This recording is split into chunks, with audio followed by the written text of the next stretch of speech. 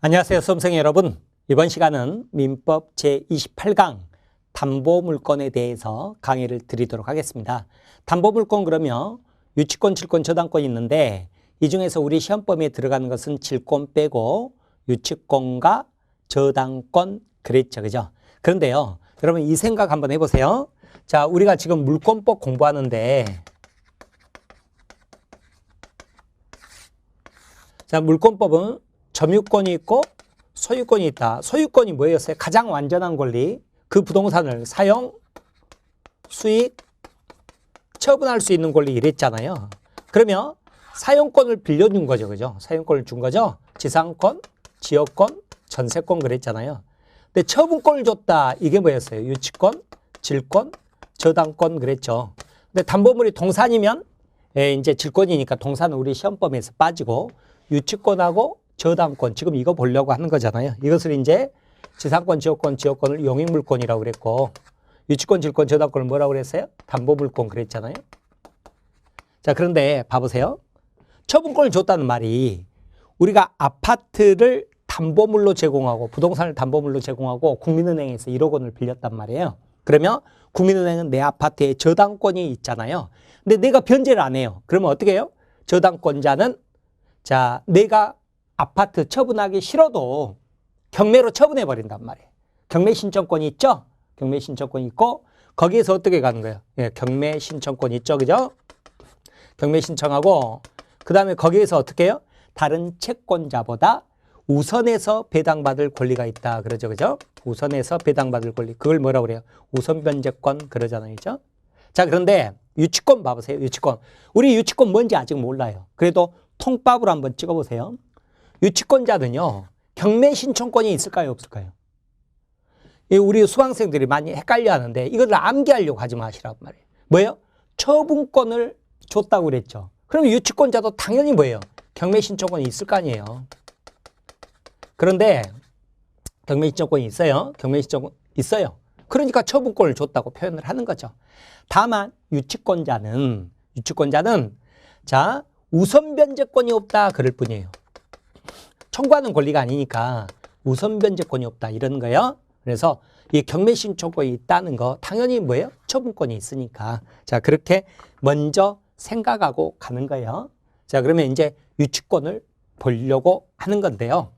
유치권 그러죠. 그러면 여러분 뭐 생각하시냐면 여러분 이렇게 길을 가는데 뭐 동네에 건물들이 이렇게 쭉쭉 올라가다가 이렇게 쭉쭉 건물들이 올라가다가 거의 완공될 시점이 됐는데 갑자기 프랜카드가 유치권 행사 중 이렇게 걸리는 것들을 보셨는지 모르겠어요.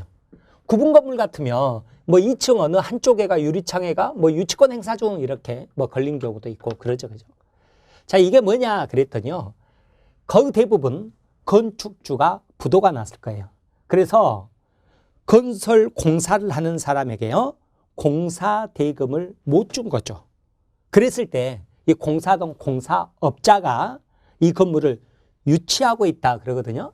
유치하고 있다. 그래서 유치권이 있다 그러는데 이때 유치한다는 의미가 뭐냐 그랬더니 유치하다 할 때 그 유치가 아니라 뭐냐면 점유를 하면서 플러스 인도를 거절할 수 있다 이 말이에요. 유치권이 있다는 말은 유치권자가 점유를 하면서 인도를 거절할 수 있다 그 말이거든요. 청구하는 권리는 아니에요. 자기 채무자 있죠. 자, 채무자 부도난 사람, 그 사람한테는 원래 채무자니까 그 채권 청구할 수 있지만 다른 사람에게 청구하지는 못해요. 청구하지는 못하고 다만 뭐 할 수 있어요? 인도를 거절할 수 있는 권리가 있을 뿐이에요. 그러면 자, 예를 들어 가지고 이 부동산이 이제 부도났으니까 자, 유치권자가 유치권을 행사 중이죠. 점유를 하고 있단 말이에요. 점유를 하고 있어서 실제 가보면 막 이렇게 막 뭐죠? 거기 막 그 프랜카드 내걸고 그다음에 막 철조망 해놓고 문도 막 잠궈놓고 유치권 행사 중 막 이렇게 해놨죠. 자, 그러면 이게 부도났기 때문에 경매로 넘어갈 수 있잖아요, 그죠? 경매로 넘어갈 수 있죠. 그래서 이 건물을 여러분이 경매로 취득을 했어요. 그러면 여러분 매각되고 완납 시 소유권 취득해버렸잖아요. 그죠? 매각되고 완납 시 소유권 취득했죠? 자, 그랬을 때 여러분 그 이제 등기법하고 연결을 시켜보면 아직 사용 승인 받지 않는 건물도 경매로 넘어갈 수 있어요. 그럼 어떻게 해요? 그때는 사용 승인 받지 않았으니까 건축물 대장도 없고 등기부도 없잖아요. 그러면 그때 경매 신청하면 어떻게 해요? 등기부 만들어주죠? 그때 보존 등기 하잖아요. 그리고 표제부에가 사용 승인 받지 않는 건물이 이런 식으로 되죠. 그래서 이제 이런 건물도 사용 승인 받지 않는 건물도 보존 등기가 되는 거예요. 그래서 이제 경매로 넘어가서 여러분이 매각대금 완납했다 그러면 여러분이 소유권을 취득하잖아요. 그런데 경매로 넘어갔을 때 다른 권리는 말소 기준 권리 이하의 권리다 다 소멸하지만 유치권 소멸하지 않습니다. 소멸하지 않아요. 일단 소멸하지 않아요. 소멸하지 않으면서 유치권 물권이잖아요. 물권이니까 이 세상 누구에게나 유치권을 주장할 수 있죠. 그러면 여러분에게도 제가 유치권자다 그러면 소유자인 여러분에게도 나는 유치권 주장해요. 그러면 유치권을 주장한다는 말이 뭔 말이에요? 여러분에게 공사대금 달라고 청구할 수 있어요? 없어요? 없다고요. 청구하는 권리가 아니라 뭐예요? 그냥 점유하면서 여러분이 소유자라고 하더라도 나는 인도를 거절할 수 있을 뿐이다. 그러는 거예요. 그러면 말로만 들으면 굉장히 소극적 권리 같죠? 근데 실질적으로는 엄청나게 강력한 권리예요. 왜 그러냐면 여러분이요. 왜 이것을 경매로 받았겠어요? 세 가지 중에 하나일 거예요. 여러분이 사용하든지, 그죠? 이 건물을 사용하든지, 아니면 여러분이 임대 사업을 하든지, 아니면 여러분이 이거 팔아서 분양을 하든지. 그러면 셋 중에 어느 하나를 하더라도 결국은 여러분은 점유이전을 해가야 되거든요. 그런데 나는 인도를 거절할 수 있는 권리가 있잖아요. 그러면 여러분 점유이전 받으려면 나한테 찾아오겠죠? 협상할 거 아니에요. 그죠? 나는 내가 돈 받기 전에 못 줘. 그러면 여러분이 다는 못 줘도 나머지 공사도 맡길 테니까 조금은 깎아달라 어쩌니 저쩌니 협상해야 된단 말이에요. 그래서 결국은 뭐예요? 여러분이 나한테 돈을 줄 수밖에 없을 거예요. 그래야 내가 점유이전을 해줄 테니까. 그래서 실질적으로는 굉장히 강력한 권리죠. 그죠? 그래서 유치권은 어때요? 청구하는 권리가 아니란 말이에요. 청구하는 권리가 아니니까 자, 이게 경매로 넘어가서 배당 절차 열렸다고 하더라도 뭐예요? 유치권자도 경매 신청권이 있어도 뭐예요? 배당 절차 참가해서 우선 변제권이 없다. 이렇게 표현을 하는 거예요. 청구하는 권리가 아니니까 우선 변제권도 없는 거예요. 자, 우선 변제권도 없는 거죠. 그래서 굉장히 소극적 권리 같지만 실질적으로는 굉장히 강력한 권리. 이렇게 강력한 권리가 등기부에 나타난다, 안 나타난다? 안 나타난다. 그 말이에요. 왜냐하면 법정 담보물권이라고 그래요. 저당권 같은 경우는 약정 담보물권이에요. 저당권 설정 계약에 의해서 생기는 담보물권이지만 유치권은 계약으로 생기는 권리가 아니라고요. 그냥 법에서 정한 대로 요건만 갖추면 바로 생기는 권리. 그래서 등기를 할래야 할 수가 없는 권리예요. 여러분 등기할 수 있는 권리는 등기법에가 딱 9가지 권리 정해져 있다고 그랬죠. 그런데 점유권하고 유치권 등기할 수 없는 권리예요.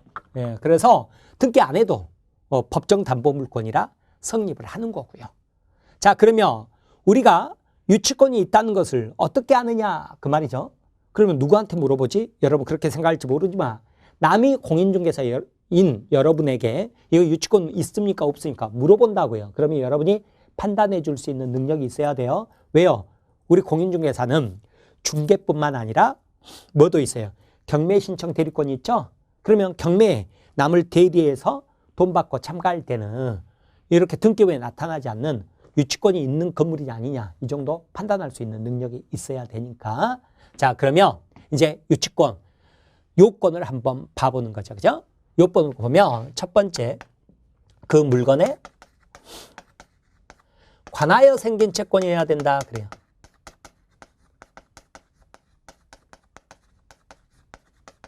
관하여 생긴 채권 그래요. 자, 이걸 뭐라고 그러냐면 연결성, 결련성이라고도 그래요. 그 다음에 두 번째가 뭐냐면 점유를 해야 돼요.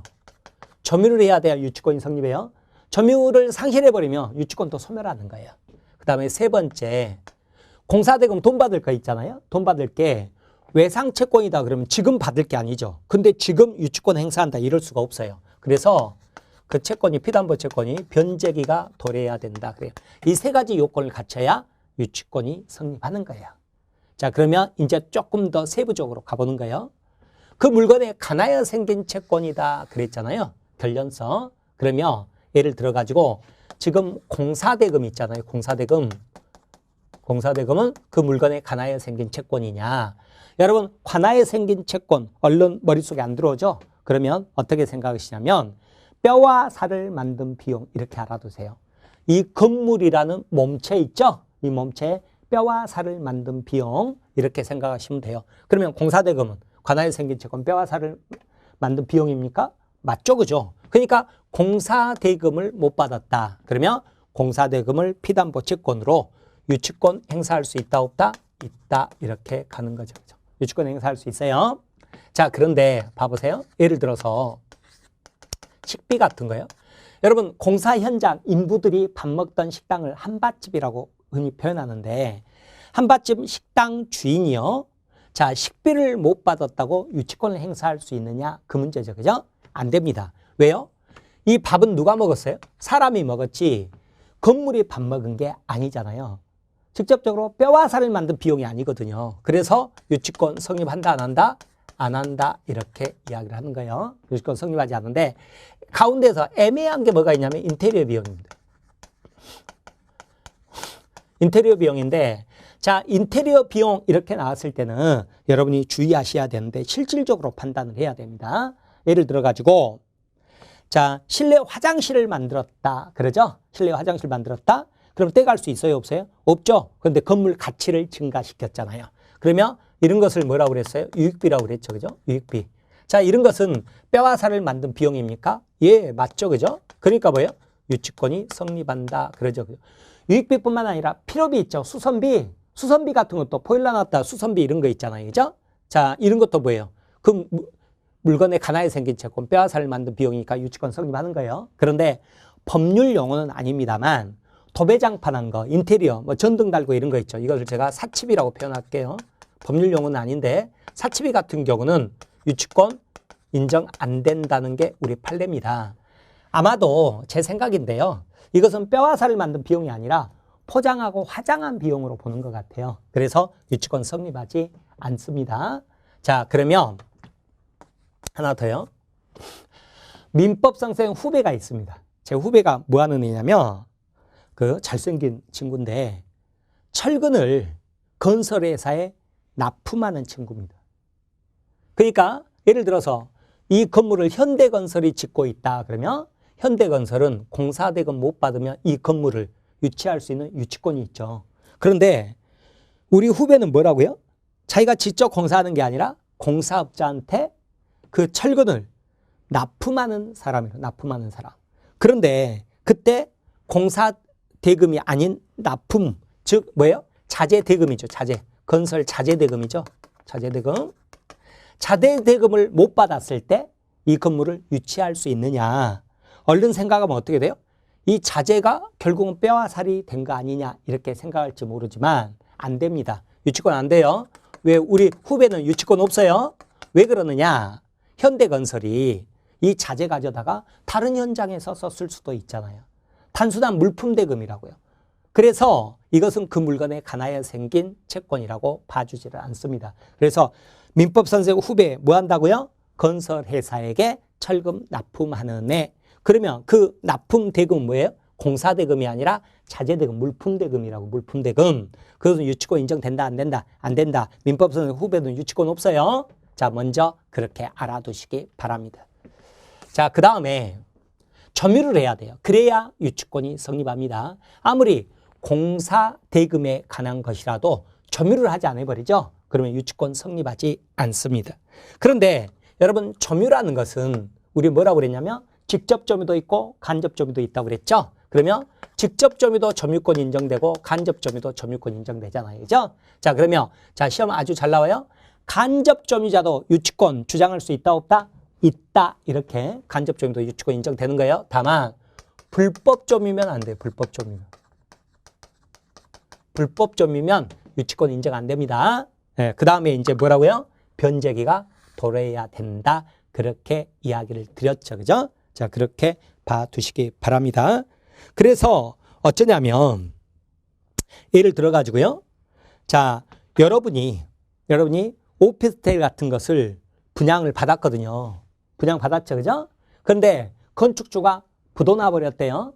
부도나 버렸다. 그랬죠? 그러면 달리기 빠른 사람이 이깁니다. 어떻게 되는 거예요? 여러분이 예를 들어서 1305호를 분양을 받았죠. 그죠? 그러면 얼른 가서 여러분이 어떻게 해요? 점유를 해버려야죠. 그죠? 그러면 현대건설은 어떻게 돼요?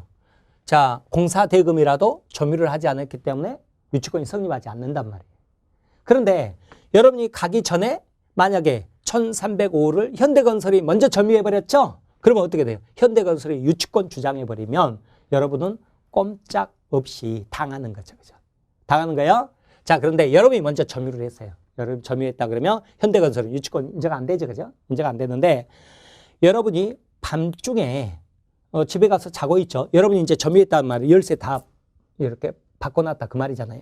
근데 밤중에 현대건설이 열쇠업자하고 같이 와가지고 그거 강제로 뜯어버리고 새로 열쇠를 달아버렸다. 그게 뭐예요? 불법 점유란 말이에요. 유치권 인정된다 안 된다? 안 된다. 그렇게 되는 거죠. 그래서 그런 경우를 대비해서 그런 문제가 있는 것은 여러분이 열쇠 달고 점유하고 이런 것을 미리 다 뭐예요? 동영상 같은 것으로 찍어놔야 됩니다. 네, 그렇게 알아두세요.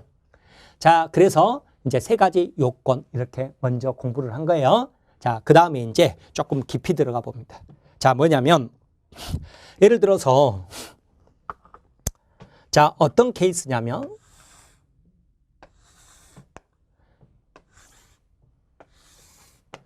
자, 무슨 식당이에요. 자, 201호예요. 구분 건물 201호. 201호가 식당 건물이 경매로 나왔어요. 그런데 이 건물 주인이 누구냐면 갑이에요. 갑이에요. 갑이 건물 주인이에요. 건물 주인인데 이게 경매로 나왔단 말이에요. 경매로 나왔다는 말은 뭔 말이에요? 갑이 뭔가 이 건물에 관하여 생긴 채권을 변제를 안 했다는 소리죠. 그래서 얘가 누구예요? 채무자가 되겠죠. 그죠? 채무자가 되겠죠. 자, 이렇게 있어요. 이렇게 있는 상태에서 경매로 나와서 여러분이 낙찰을 받았다고 생각해 보세요. 그러면 여러분은 언제 소유권 취득해요? 여러분 앞으로 소유권 이전 듣기 하기 전이죠. 그죠? 매각되고 완납해버리면 바로 소유권 취득한다고 그랬죠? 그러면 이제 소유권 취득했으면 뭐하러 가야 돼요? 명도받으러 가야 된다고요. 그래서 경매는 명도가 꽃이다 이런 말이 있어요. 이 명도받는 게 굉장히 어려워요. 그래서 이제 명도받으러 가봤단 말이에요. 가봤더니 어떻게 돼 있냐면 왼쪽에가요. 왼쪽에가 자, 뭐라고 적어져 있냐면 관리비가 연체됐다. 1억이다. 그리고 이 관리비 줘. 안 그러면 문 안 열어줘. 하고 관리사무소에서 열쇠를 딱 잠궈버린 거죠. 그죠? 열쇠 잠그고 뭐 하고 있다? 점유를 하고 있는 거죠. 그죠? 점유를 하고 있는 거예요. 그런데 오른쪽 보니까 뭐가 있냐면 조그만 프랜카드가 붙여져 있어요. 유치권 행사 중 이렇게 돼 있어요. 유치권 행사 중 이렇게 돼 있어요. 보통 이렇게 적을 때 사람 이름 안 적어 놓습니다. 그리고 그냥 전화번호 정도 이렇게 적어 놓는데 여러분 그 설명을 제가 쉽게 하기 위해서 유치권자 A 이렇게 적어 놓을게요. 유치권자 A 이렇게 적어져 있고 여기 얼마 공사대금 얼마 받아야 되는지 이것도 안 적어져 있어요. 그런데 여러분 이제 이해하기 쉽게 위해서 공사대금 예를 들어서 뭐 5천만 원 이렇게 제가 이해하기 쉽게 적어 놓을게요. 이렇게 있는 상태다. 그러면 여러분은 이제 어떻게 해결할 것이냐 그 문제죠. 그러면 자, 관리비 연체된 거 있죠. 그죠? 이것은 집합건물법하고 연관이 되는데 관리비 연체된 것을 내가 승계하느냐 그 말이죠. 그죠? 그런데 이거에 대해서 우리 판례는 전유 부분, 공용 부분 여러분 구분할 줄 아시나요? 여러분 예를 들어서 아파트로 말씀드리면 33평 아파트다. 그러면 등기부에 몇 평만 등기돼 있어요? 25.7평, 85제곱미터만 등기돼 있죠? 그 부분이 뭐예요? 전유 부분.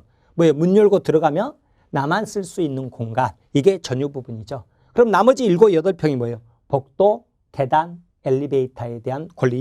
이걸 뭐라고 그래요? 남들하고 같이 쓰는 부분, 공용 부분. 여기까지 합쳐가지고 뭐예요? 33평이라고 말을 하는 거예요. 그러면 상가도 마찬가지겠죠. 그죠? 예, 상가 전용률 정도 요즘 한 뭐 그 비상구를 2개 만들어야 되기 때문에 한 55% 뭐 이 정도 나오죠. 그죠? 그러니까 100평 분양을 받았다 그러면 그죠? 분양 평수는 100평인데 전유 부분은 55평밖에 안 되는 거죠. 그죠? 나머지는 뭐예요? 복도, 계단, 엘리베이터 45평은 공용 부분 그런 식으로 표현을 합니다.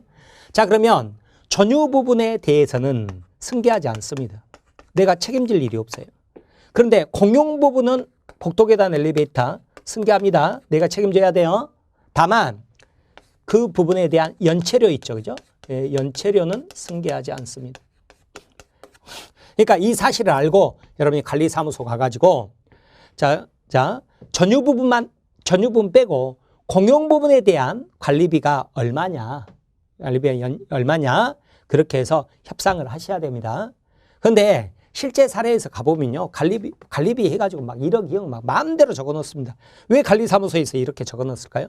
바보 한 명 걸려라 이러고. 예. 그래서 근데 여러분은 이제 공부해서 선수잖아요. 그러니까 가셔서 선수끼리 왜 그래? 우리 뻔히 알고 있는데 공용 부분 얼마냐 해서 이것만 여러분이 승계해서 관리사무소에 납부를 하면 됩니다. 그리고 나서 이제 어떻게 해야 되겠어요? 이 열쇠 끌어줘. 내가 점유할 테니까 해야 되겠죠? 그러면 이제 여러분이 어떻게 해요? 점유를 해야 되겠죠? 그러면 여러분이 이런 거 이제 동영상으로 다 찍어 놓는 거예요. 여러분이 점유했다는 걸 증명하기 위해서 다 찍어 놓는 거죠. 그죠? 그러고 나면 이제 A 있죠. A. A는 유치권이 인정되느냐 그랬더니 A는 공사대금이니까 1번 단계에서는 유치권이 성립하지만 점유를 해요, 안 해요? 안 하잖아요. 점유는 누가 하고 있었어요? 관리사무소에서 하고 있었지 A가 점유한 게 아니죠. 그러면 여기서 걸려버리죠. 유치권 성립하지 않는다. 그렇게 되는 거죠. 그죠? 그래서 A한테는 뭐 예석하지 마. 유치권 안 됩니다. 왜? 점유를 하지 않았으니까 이렇게 하시면 됩니다. 이런 식으로 여러분이 해결을 하셔야 됩니다. 자, 그렇게 보시기 바랍니다. 자, 끝이에요. 그런데 이제 다음 사례입니다. 다음 사례. 자, 여러분이요. 이 식당이 경매 물건으로 나왔을 때 201호가 여러분이 뭐 임장활동이라고 그러는데 이 건물 한번 보러 갔을 거 아니에요. 보러 갔는데 이번에는 영업을 하고 있었어요. 영업을 하고 있으며 여러분이 이제 들어가서 여러분이 이 식당에서 밥 한 끼 먹으면서 물어봐야죠. 그죠? 물어봐야 되는데 뭐냐면 식당 하고 있는 사람 있잖아요. 식당 하고 있는 사람이 이 건물 주인입니까? 이런 식으로 한번 물어봐야 됩니다. 물어봐야 돼요. 자, 그런데 주인이 아니라는 거예요. 주인이 아니다. 그러면 누구신데요? 그랬더니 임차인이라는 거예요. 임차인이다. 그럴 때 그러면 주인이 임대인이 누굽니까? 확인을 한번 해보셔야 돼요. 그래서 여러분 확인을 해보시니까 뭐라고 그러냐면 A라는 거예요. 자, B가 어때요? 임차인이에요. 그런데 A가 뭐예요? 임대인이라는 거예요. 임대인이다 그러죠. 그죠? 임대인이다. 그러면 봐보세요. B를 뭐라고 그래요? 직접점이라고 그러죠. 자, 임대인을 뭐라고 그래요? 간접점이라고 그러잖아요. 간접점이라도 유치권 돼요, 안 돼요? 된다고 그랬잖아요. 간접점으로 유치권 돼요. 근데 이건 어떻게 가능하냐면 자, 우리 법에가 유치권자는요. 함부로 그 유치 목적물을 사용 수익해서는 안 됩니다. 다만 채무자 갑에 승낙이 있잖아요. 승낙이 있으면 가능합니다.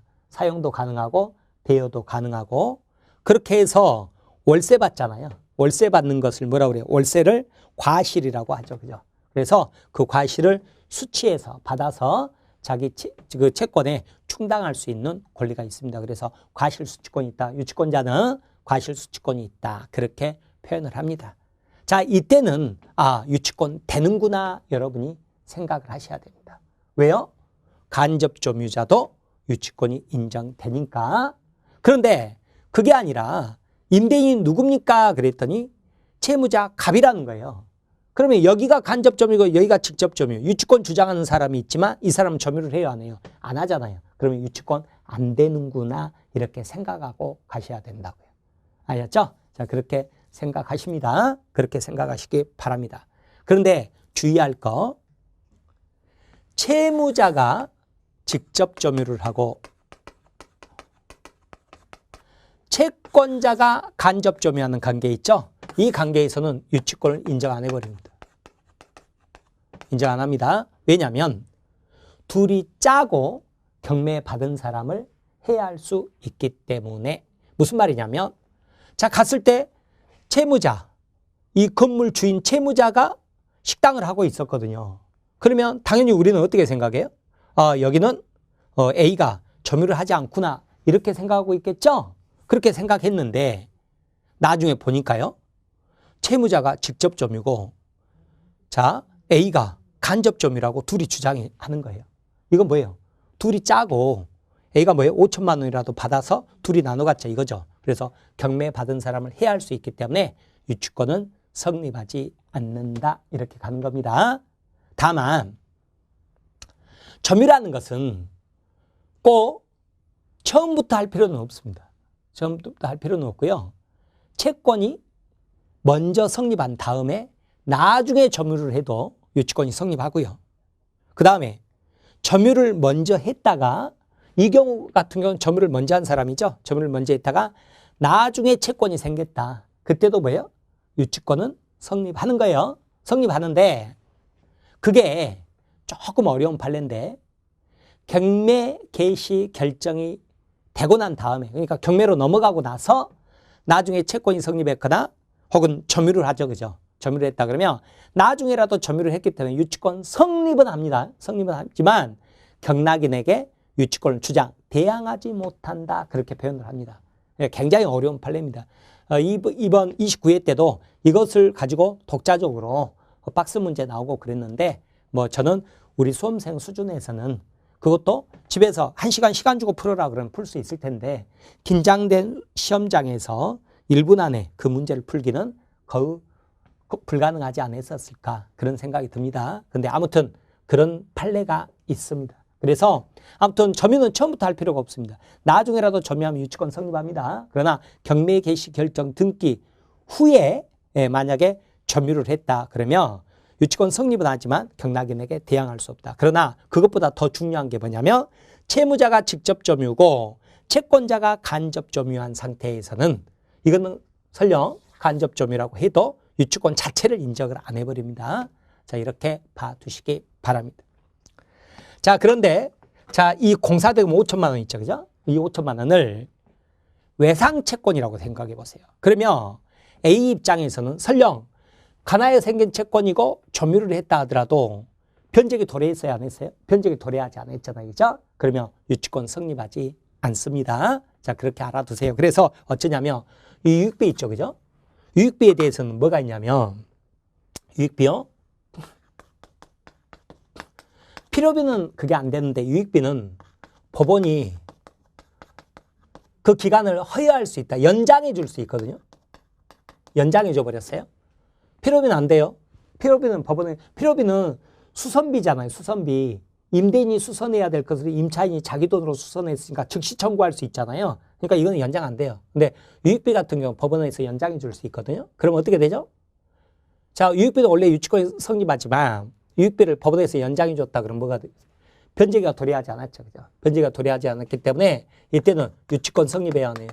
유치권이 성립하지 않는다. 이렇게 이것도 같이 이렇게 봐두시기 바랍니다. 이게 유치권에 대한 내용입니다. 자, 그리고 나면 이제 뭐가 있냐면 한 가지 더요. 여러분이 이제 빌라를 짓습니다. 여러분 이제 공인중개사 하면서 그죠? 이제 뭐 실력도 쌓이고 목돈조도 모았다 그러면 여러분이 잘 아는 지역에 토지가 나왔더라. 그러면 이거 토지를 여러분이 스스로 사가지고 빌라 지어서 뭐 할 수 있어요? 분양사업하고 그럴 수 있잖아요. 그죠? 자, 그거 하실 거죠? 네. 하셔요. 그러면 여러분이 이제 예를 들어서 이제 갑이라고 생각해 봅니다. 여러분이 건축주죠. 건축주. 건축주인데 여러분이 뚝딱뚝딱뚝딱 건설할 수는 없잖아요. 그래서 뭐 지역의 조그만 건설회사한테 맡기죠. 그죠? 맡긴다 그러죠? 맡긴다. 이것을 우리 시험범위는 안 들어가지만 도급계약이라고 그럽니다. 일의 완성의 대가를 받는 거 도급계약. 그러면 여러분을 뭐라고 그래요? 도급인이라고 그래요. 도급인. 그리고 자, 을을 뭐라고 그러냐면 수급인이라고 그럽니다. 건설회사를 수급인. 그런데 하청을 줄 거 아니에요. 하청을. 뭐 전기공사, 설비공사. 그죠? 이런 거 이제 하청을 주겠죠. 그죠? 자, 병 같은 사람은 뭐라고 그러냐면 하수급인 그렇습니다. 이 용어 아셔야 돼요. 하수급인. 자, 이렇게 봅니다. 그런데 하수급인이 뭘 했냐면 여기 창호공사 혹은 샤슈공사를 했어요. 샤슈공사. 창호공사, 샤슈공사. 저는 샤슈공사로 말씀드리는데 판례는 창호공사라고 나옵니다. 그런데 그러면 그 돈 1억 원 공사대금 누구에게 받겠어요? 을에게 1억 원을 청구할 수 있겠죠? 왜요? 자, 하청 계약은 누구하고 이루어졌으니까 을하고 갑하고 이루어졌으니까. 그런데 을이 부도 나가지고요. 부도 나서 병에게 이 돈을 못 줬다는 거예요. 그러면 이 건물은 누구 거죠? 누구 거냐면 이 건물이라는 것은 자, 비바람 막을 수 있을 만큼 건물 지었을 때 비용을 들인 사람, 돈 들인 사람, 그 사람이 소유권을 취득합니다. 그러면 여러분이요, 도급계약을 맺으면 보통 한 달 또는 두 달, 보통 두 달 단위로 드는데 기성이라고 그래요. 공사한 것만큼의 돈을 이렇게 기성이라고 해서 공사대금을 주거든요. 그러면 어때요? 여러분이 비용을 들여서 건물을 신축한 거기 때문에 여러분이 원시 취득자가 됩니다. 소유권자가 되는 거죠. 그런데 병이 공사대금을 수급인으로부터 못 받았다고. 그래서 수급인의 건물이 아니라 제3자의 건물이죠. 여러분 건물에 대해서 유치권을 행사할 수 있느냐 그 문제입니다. 할 수 있다 없다? 있다. 즉 제3자 소유물 있죠. 제3자 소유물이죠. 소유물에 대해서도 유치권 행사할 수 있다 없다? 있다. 왜요? 어차피 이 물건에 관하여 생긴 채권이니까. 이렇게 자 봐두시기 바랍니다. 그러나 자기 물건에 대해서는 유치권 행사할 수가 없습니다.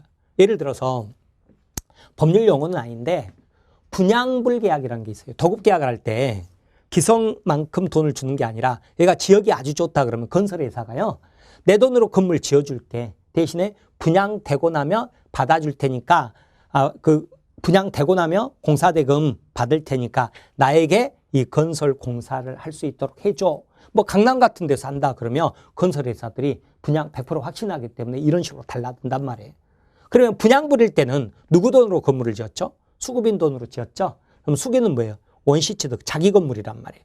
자기 건물에 자기가 유치권 주장할 수 있다 없다? 없다. 아셨죠? 그래서 자기 물건에 대해서는 유치권이 안 되지만 설령 채무자 소유 물건뿐만 아니라 제3자 소유물에 대해서도 유치권 인정된다. 이렇게 정리해 두시기 바랍니다. 따라서 이런 때는 여러분 골치 아파버리죠. 그죠? 현장 서버리잖아요. 그죠? 자, 그래서 여러분 이럴 때를 대비해서 어떻게 하시냐면 애초에 계약할 때부터요. 자, 유치권 있죠? 유치권 포기각서를 다 받아 놓으십시오. 자, 을하고 계약할 때 유치권 포기각서 받을 뿐만 아니라 하청업자들한테도 전부 유치권 포기각서 받아주기로 한다. 이렇게 계약을 하시면 나중에 유치권 행사 못하는 거예요. 그래서 유치권은 물권이에요, 채권이에요? 물권이잖아요. 물권법은 원칙적으로 강행규정, 의무규정, 강행규정이라고 그랬죠? 특약이 안 먹히잖아요. 그럼에도 불구하고 예외적으로 유치권 포기 특약은 유효, 무효? 유효. 아셨죠? 네, 그래서 그렇게 일단 알아두십니다. 나중에 강행규정에서 예외적인 의무규정은 따로 정리해 드릴 테니까 유치권 포기할 수 있다. 이렇게 봐두시기 바랍니다. 자, 그런데 이제 병이 여러분이 유치권 포기각서를 안 받았다 그러면 유치권 행사할 수 있잖아요. 그래서 이런 경우 하청업자들이 되게 많을 거 아니에요. 그죠? 하청업자들이 많은데 보통 하청업자들이 한 채씩을 점유를 합니다. 한 채씩. 그래서 병이 만약에 101호를 점유를 하고 있습니다. 점유를 하고 있죠? 그러면 자, 유치물은 점유하고 있는 부분에 대해서만 유치권이 인정됩니다. 점유하고 있는 부분에 대해서만 유치권이 인정됩니다. 유치권이 인정되는데 그러면 돈은 얼마를 받기 위해서 유치권을 행사하느냐 그랬더니 이 101호 창호공사한 거, 샤슈공사한 비용뿐만 아니라 모든 금액입니다. 모든 금액이에요. 그래서 다른 전체 뭐예요? 공사대금 있죠? 공사대금을 다 받기 위해서 뭐 할 수 있어요? 101호를 유치권 행사할 수 있으니까 병으로서는 1억 전체를 받기까지는 점유 거절할 수 있습니다. 거절할 수 있어요. 그러면 자, 그때 유치권자가 경매 신청권도 있다고 그랬죠? 경매 신청은 어디만 해야 돼요? 101호에 대해서만 해야 돼요. 101호에 대해서만. 왜요? 여기에만 유치권이 인정됐으니까. 아셨죠? 그런데 자기가 돈을 받고 유치권을 풀어줄 때는, 점유 이전을 해줄 때는 얼마 받는 거예요? 101호 공사 대금이 아니라 1억 전체를 받아야 되는 거다. 그 말이죠. 그죠? 자, 그렇게 이제 구분을 하는 거예요.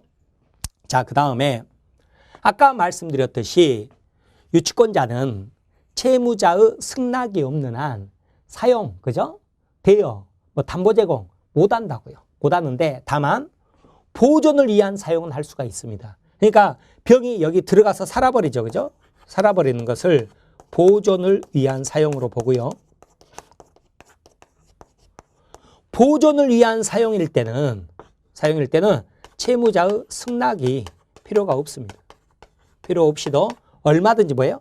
들어가서 살 수 있는 거예요. 그래서 병이 들어가서 살고 있다 그러면 이걸 뭘로 본다고요? 보존을 위한 사용이니까 채무자 승낙이 필요가 없습니다. 소유자나 채무자 승낙이 필요 없거든요. 다만 사용을 했잖아요. 사용을 했으면 월세만큼 이익 받죠. 그죠?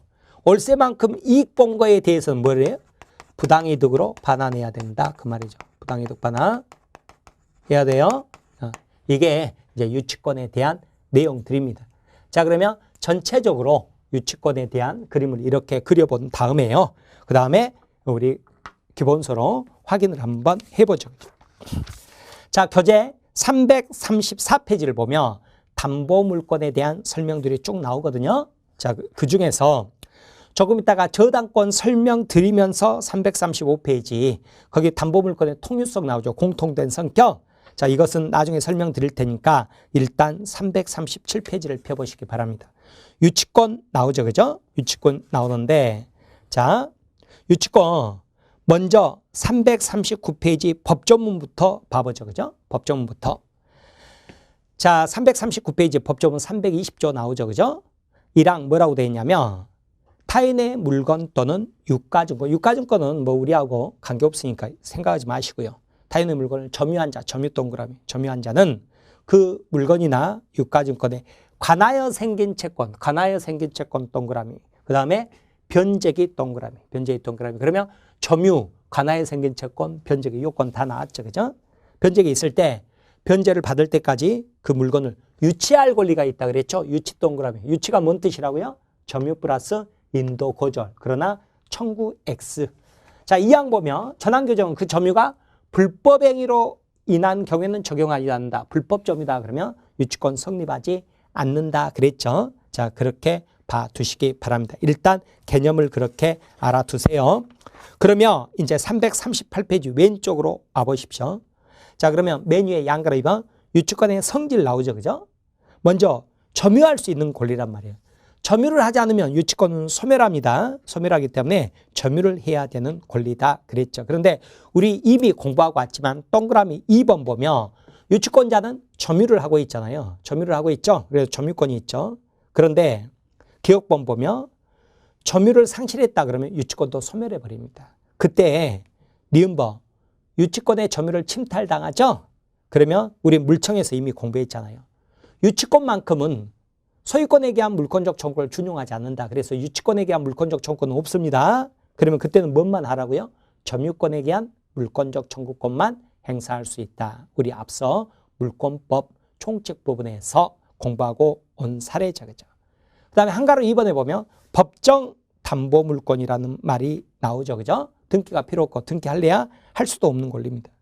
자, 그 다음에 3번 유치권도 담보물권이죠. 담보물권이라 나중에 제가 통유성 나중에 설명드린다고 그랬죠. 아무튼 부정성, 수반성, 불가분성이 있는데 물상대의성이 없습니다. 나중에 설명드릴게요. 왜냐하면 우선 변제권이 없어서 그러니까 그 부분은 자 어디하고 설명드릴 거냐면 335페이지로 오면 양가로 3번 담보물권의 공통된 성질, 통유성 그래서 부정성 넘겨보세요. 수반성, 불가분성, 물상대의성 나오잖아요. 이때 제가 설명을 드릴게요. 아무튼 자 유치권자는 청구하지 않는 권리니까 우선 변제권이 없죠. 그래서 물상대의성이 없어요. 나중에 설명드릴게요. 그러면 이제 339페이지로 오세요. 유치권의 성립 요건 나오죠. 그죠? 나오죠? 자 거기 보시면 자 동산도 유치권이 성립합니다. 무슨 말이냐면 여러분이 컴퓨터 고장 나가지고 수리업자한테 맡기죠. 그죠? 그러면 수리업자는 당연히 뭐예요? 수리대금 받기 전까지는요. 여러분이 컴퓨터 돌려주세요. 그럼 주겠어요? 안 주겠어요? 당연히 안 주죠. 그죠? 뭐예요? 수리비가 뭐예요? 필요비잖아요. 수리비, 필요비도 유치권 된다고 그랬죠? 그러면 뭐예요? 자기가 점유하면서 그 수리비 받기 전까지는 인도 거절할 수 있는 권리니까 그렇게 생각하시면 됩니다. 그래서 동산에도 인정되고요. 동그라미 2번, 물건 일부에도 성립합니다. 예를 들어서 10,000평 토지 중에서 100평 하수구 공사 있잖아요. 근데 10,000평 다 점유해야, 일필지 전부 점유해야 유치권 성립된다. 어떻게 여기를 다 점유해? 컨테이너 다 가져다 놓을 수 없고. 그래서 공사 100평 있죠. 거기다만 컨테이너 가져다 놓고요. 뭐 유치권 행사 중 해가지고 그런 식으로 행사할 수 있습니다. 그 다음에 한가로 2번. 타인의 물건이야지 자기 물건에 대해서는 인정되지 않는다고 그랬죠. 따라서 수급인이 자기 재료와 노력으로 건물을 신축했다. 그렇죠? 그러면 수급인이 뭐예요? 수급이 이렇게 돼 있는데 수급인이 해당 건물의 소유자가 되니까 온시지감으로 이때는 공사대금을 피담보 채권으로 해서 유치권을 행사하지 못합니다. 자, 그 다음에 넘겨보시면 340페이지 양가로 2번입니다. 결련성 나오죠. 그죠? 물건에 관하여 생긴 채권을 말을 합니다. 그러면 한가로 1번 보세요. 채권이 목적물 자체로부터 발생한 경우 그랬죠. 그죠? 그러면 동그라미 2번. 목적물에 지출한 비용 상한 청구권 나오죠. 비용이 뭐라고요? 필요비, 유익비 말하는 거죠. 비용, 동그라미. 그 다음에 수급인의 공사대금 채권 나오죠. 공사대금 동그라미. 그죠? 그 다음에 목적물로부터 받은 손해배상 청구권 그랬는데 여러분 그 손해배상은 굉장히 어려운 문제인데 시험 문제 내기는 좀 어렵지 않을까 싶어요. 근데 자 뭐냐면 봐보세요. 여러분이 길거리를 지나가는데요. 다른 사람 애완견 있죠. 애완견은 우리는 법적으로는 물건으로 봅니다. 애완견이 여러분 다리를 물어버렸어요. 그러면 여러분이 병원비 10만 원 나온다. 이게 손해배상이죠. 손해배상을 그 애완견 주인한테 청구할 수 있잖아요. 근데 안 주죠. 그러면 애완견 유치해버릴 수 있어요. 왜요? 그 물건에 관하여 생긴 채권이라고 보니까. 그런데 여러분이 길을 걸어가는데 7살짜리 먹은 애기가 여러분 다리를 물어버렸다고요.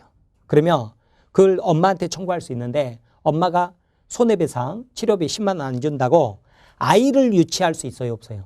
그럼 큰일 나죠. 그죠? 그죠? 유괴죄예요. 유괴죄. 안 돼요. 그러니까 똑같은 손해배상이라도 물건으로부터 생긴 손해배상은 유치권이 성립하지만 사람으로부터 생긴 손해배상은 유치권 성립되지 않는다. 이런 식으로 표현하는데 문제 내기는 굉장히 어려울 거예요. 그래서 그렇게까지는 하실 필요는 없습니다. 자, 그렇게 보세요. 자, 그렇게 보시고 그 다음에 자, 한가로 2번 보세요. 2번 보면 자, 이것도 시험에는 별로 안 나오는 것인데 물건 자체로부터 발생한 채권 이거 외에도요. 채권이 목적물 인도부와 동일한 법률관계나 사실관계로부터 발생한 경우 그랬죠. 그죠? 그러면 동그라미 1번 보세요. 자, 계약을 했다가 취소됐어요. 이행을 했는데 취소됐다 그러면 줬던 거 다시 돌려받아야죠. 그죠? 이것도 뭐예요? 부당이득 반환. 이것도 뭐예요? 동시에 이행해야 된다. 우리 그렇게 공부하고 있잖아요. 근데 이때도 뭐냐면 양자가 동일한 법률관계에서 발생한 것이니까 동시행 항변권도 행사할 수 있지만 그 물건에 대해서 뭐예요? 유치권도 행사할 수 있다. 그렇게 가요. 그렇게. 그래서 이처럼 동시행 항변권과 유치권은 중첩해서 있을 수 있어요. 또 동그라미 2번. 우연히 식당에서 신발을 받고 싶고 갔다. 그러면 신발 서로 바꿔줘야 되겠죠? 이것도 서로 동시행해야 될 거 아니에요? 근데 이것도 동일한 사실관계에서 발생한 것이니까 유치권 성립한다. 그래요. 근데 이 부분은 시험 잘 안 나오는 거고요. 오히려 이제 관련 판례 보죠. 그죠? 관련 판례 보면 유치권 인정되는 경우 그래서 동그라미 1번 밑줄 어디가 돼 있어요? 공사대금 채권 동그라미. 되죠? 그죠? 동그라미 2번 필요비 유익비. 뭐예요? 유치권 된다고 그랬죠. 그죠? 근데 2번에 유치권 부정되는 경우 나오죠. 동그라미 1번에 보증금이 있죠. 임차인의 보증금. 보증금은 그 물건 뼈화살을 만든 비용이 아니잖아요. 유치권 안 돼요. 아셨죠? 동시행인데도 유치권 안 된다고요. 그 옆에 권리금 X 유치권 안 된다고. 뼈화살을 만든 비용이 아니니까. 동그라미 2번에 부속물 나오죠. 부속물. 뭐예요? 천정형 에어컨. 떼갈 수 있는 거. 뼈화살을 만든 비용이 아니죠. 유치권 안 된다고요. 동그라미 3번 보면 뭐 나와요? 건설 자재대금 나오죠. 그죠? 민법 선생 후배 철근 납품하는 거 유치권 된다 안 된다? 안 된다. 이렇게 알아두세요. 자, 그 다음에 거기 보시면 한가로 4번에 보면 자, 뭐가 나오냐면 점유는 나중에도 된다고. 나중에도 되기 때문에 동그라미 2번. 유치권자가 유치물을 점유하기 전에 발생한 공사비 채권이라도 그 건물을 나중에라도 점유했다며 유치권은 성립한다. 양가로 3번 변제기가 도래해야죠. 그죠? 변제기가 도래해야 된다 그랬죠. 그래서 한가로 1번 보면 변제기가 도래하지 않고 있으면 유치권 성립하지 않거든요. 따라서 유익비 동그라미. 유익비만큼 필요비 아니에요. 유익비에 대해서는 그 상한에 관하여 법원으로부터 상당한 유예기간을 허여 연장받은 경우 있죠. 이때는 변제기가 도래하지 않았으니까 유익비라도 유치권 성립한다 안 한다? 안 한다 그 말이죠. 그죠? 자 그렇게 봐두시기 바랍니다. 한가로 2번은 헷갈리면 안 봐도 좋아요. 그 다음에 양가로 4번 적법한 점유해야죠. 그죠? 적법한 점유인데 동그라미 2번 보세요. 이때의 점유는 직접 점유든 간접 점유든 무방하다. 끊으세요. 자 간접 점유로 유치권 인정된다고 그랬죠? 그러나 아주 중요합니다. 채무자를 직접 점유자로 하고 채권자가 간접 점유하는 경우에는 유치권 성립하지 않는단 말이에요. 아예 성립조차도 않는 거예요. 한가로 2번 적법한 점유해야지 불법 행위로 인한 불법 점유다. 유치권 성립하지 않는다 그랬죠. 그죠? 넘겨보세요. 따라서 동그라미 2번 타인의 물건을 불법으로 점유한 경우 예를 들어서 임대인이 임대차 계약을 이미 해지해 버렸거든요. 근데 임차인이 계속 건물을 점유하고 있다면 불법 점유죠. 물론 보증금을 안 돌려받아서 점유를 하고 있다 그러면 불법 점유가 아닌데 보증금 받고도 계속 점유하고 있다 그러면 불법 점유거든요.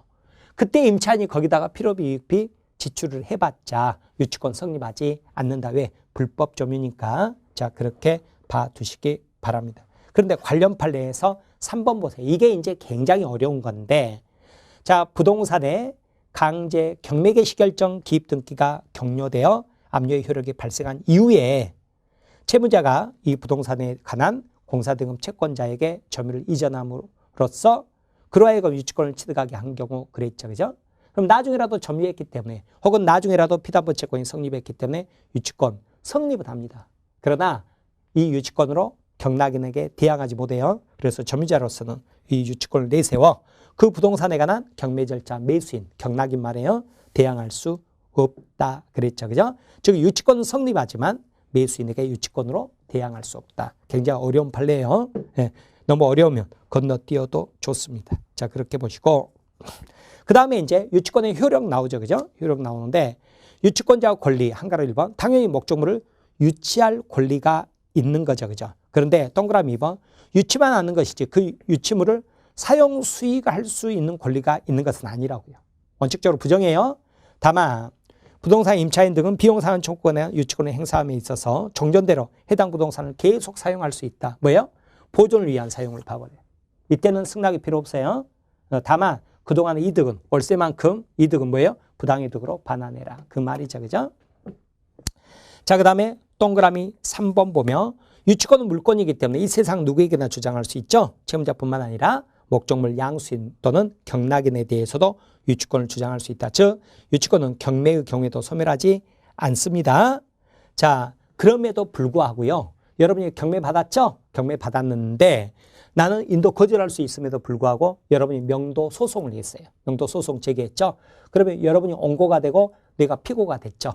그래서 법정 갔죠. 그럼 나는 뭐예요? 나는 유치권이 있다. 유치권 항변을 했죠. 이게 받아들여졌죠. 그러면 원고 패소 판결해야 될 것 같은데 원고 패소 판결이 아니라 판결이 어떻게 나요? 그러면 자 원고는 피고에게 공사 대금을 지급하고 그와 상한으로 피고는 원고에게 건물을 명도해라. 원고 일부 승소 판결인 상한 이행 판결, 상한 급부 판결을 내린다는 거죠.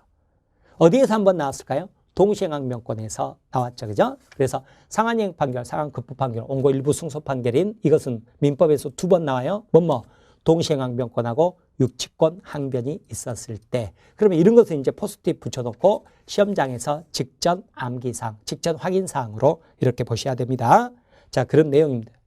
자, 그 다음에 한가로 이번에 유치권자 경매 신청권하고 간이변제 충당권 나오죠. 그죠? 그러면 322조 1항이죠. 유치권자도 경매 신청권이 있어요? 없어요? 있다고요. 그래서 유치권자는 채권 변제를 받기 위해 유치권을 경매할 수 있어요. 다만 뭐가 없어요? 우선 변제권이 없어요. 우선 변제권이 청구하지 않는 권리니까 우선 변제권이 없죠.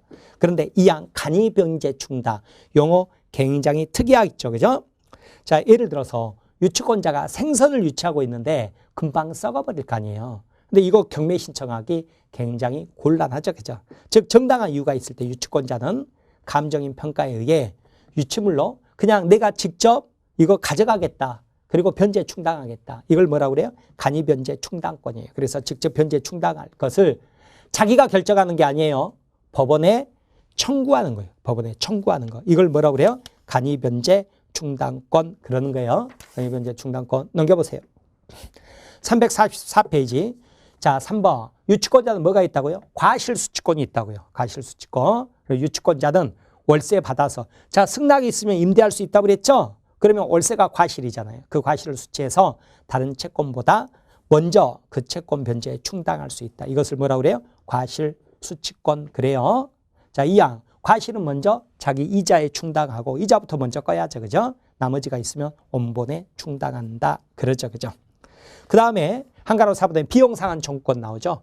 유치권자가 점유를 하면서 수도관이 파열됐다 그러면 자기가 수선할 수 있잖아요. 필요비죠. 그죠? 필요비. 그러면 이것도 또 필요비니까 유치권 또 돼버리죠. 그죠? 유치권 이중으로 된단 말이에요. 그래서 이때는 공사대금을 받았더라도 또 어때요?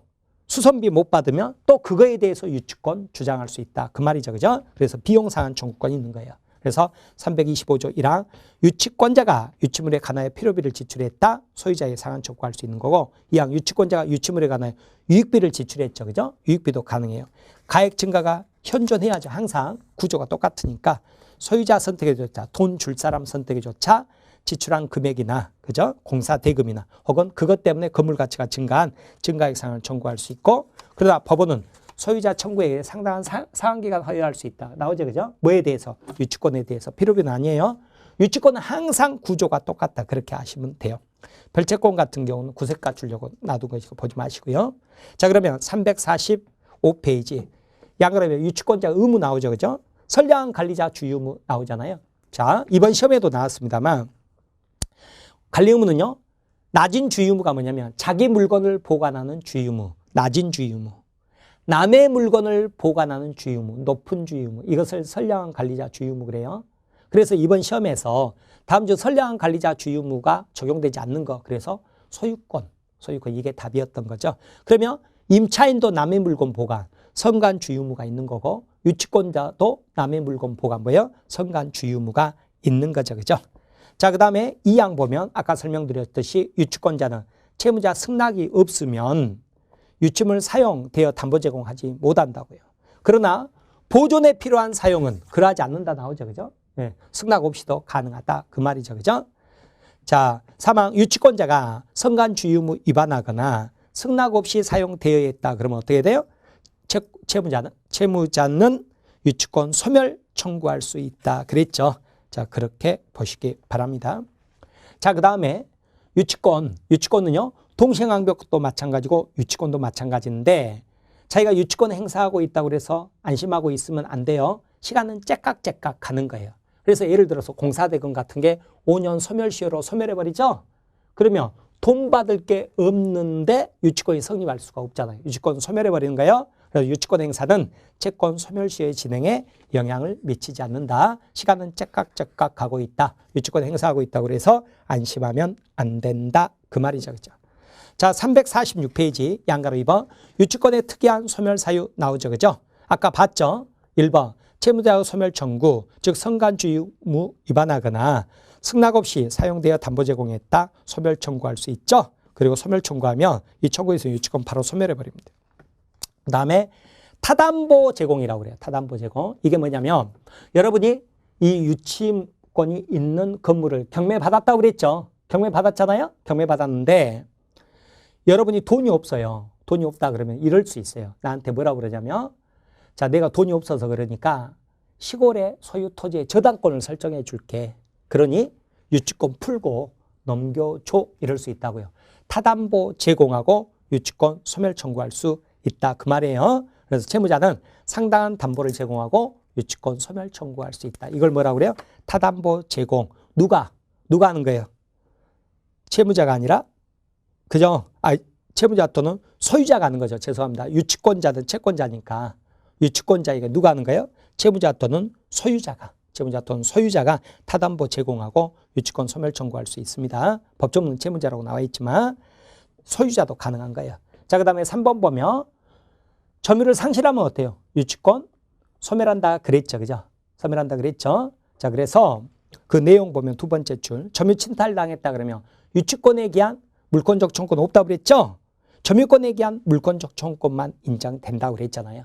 그래서 다시 점유를 해보겠다 그러면 점유를 상실하지 않는 것이 되니까 유치권도 소멸하지 않았던 것으로 된다 그러죠. 자, 이렇게 해서 유치권에 대해서 마쳤는데 요즘은 유치권에서 계속 두 문제씩 나오는 추세입니다. 그래서 아주 중요해요. 자, 그래서 유치권은 자, 이 정도 정형화되어 있기 때문에 아주 너무 어렵게 나온 것은 버릴 수밖에 없지만 그러지 않는 것은 이렇게 공부해서 맞출 수 있도록 하는 게 좋습니다. 유치권은 제가 좀 자세히 해드렸으니까 자, 이렇게 유치권 한 방에 다 정리하세요. 자, 이것으로 28강 강의 마치도록 하겠습니다. 여러분 대단히 수고 많으셨습니다. 감사합니다.